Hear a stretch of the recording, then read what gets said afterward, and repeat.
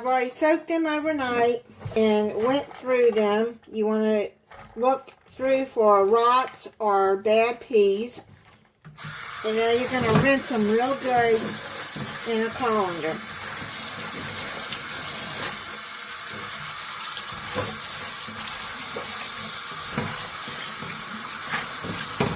I'm also rinsing these and then come back and we'll start cooking them. Over medium heat, you're going to heat up a pot, or if you have a Dutch oven, then you can heat that up. And take half a pound of bacon. That's how my mom did it. She either bacon or ham hock. And then I diced it up to about maybe a ½ inch thickness. You're going to put all of those into the pot and fry those until they're crisp. So you would just break them apart with a spoon. I'm going to finish frying these and then I'll be back. It doesn't take them long to fry up. I got them all taken apart. I probably could have done it easier before I put them in the pot, but they come apart good once they start frying with a fork and a spoon. And then you got these little pieces of bacon. I don't think once you cut them in little pieces, it doesn't take them that long to fry. They're done. Now get you a plate with paper towels. Put them on that to soak up some of the grease. Bacon smells so good. Use any bacon you like. Dice up medium onion. This is all the diced onions I have left. Use the bacon grease that is in there. Use that to fry up the onions. Fry it for about a minute.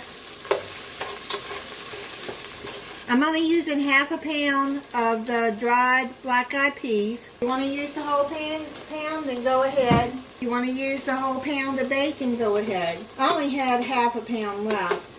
My mom and dad used bacon or ham hock in their black-eyed peas or any beans that they made. I'm just going to cook this for about a minute. The onions are done. Add the bacon back in there. Add your peas in there.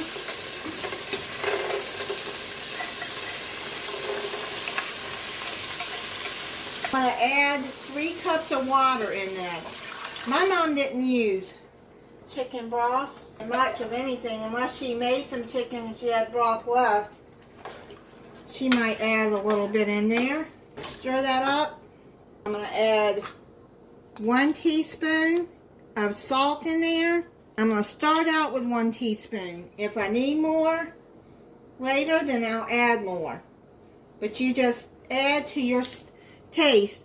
Now remember, if you're making it with bacon, bacon is salty, and so is ham hock. Even fatback. My mom used to use fatback sometimes too, according to what she had.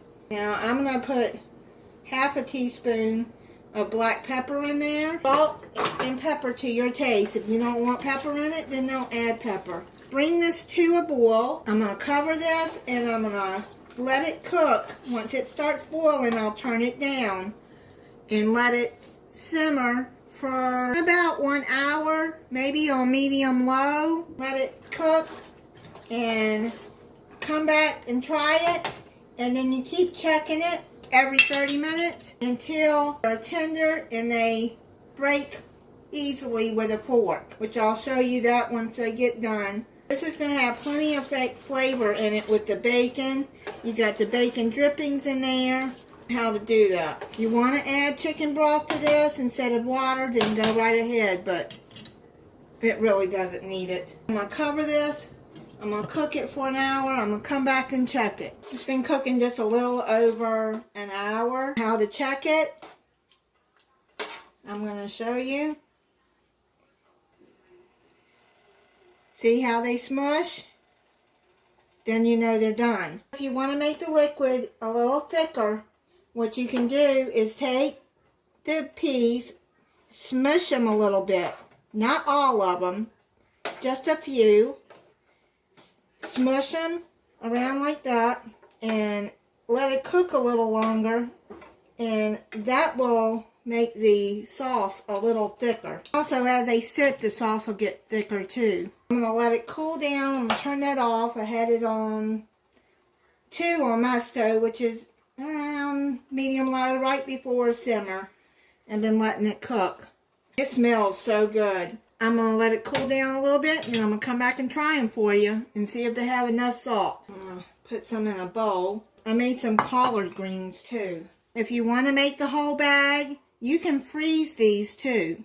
Or you can can them if you know how to can. I wish I had some cornbread to make with this. This would be good too. Let me try it. That is the perfect amount of salt for me. It is so good. I'm just going to add a little bit of collard greens right to the side to go with it. Thank you for watching. If you're not subscribed, I hope you'll subscribe. And click the notification bell so you'll be notified when I upload a new video. Bye, and have a blessed New Year.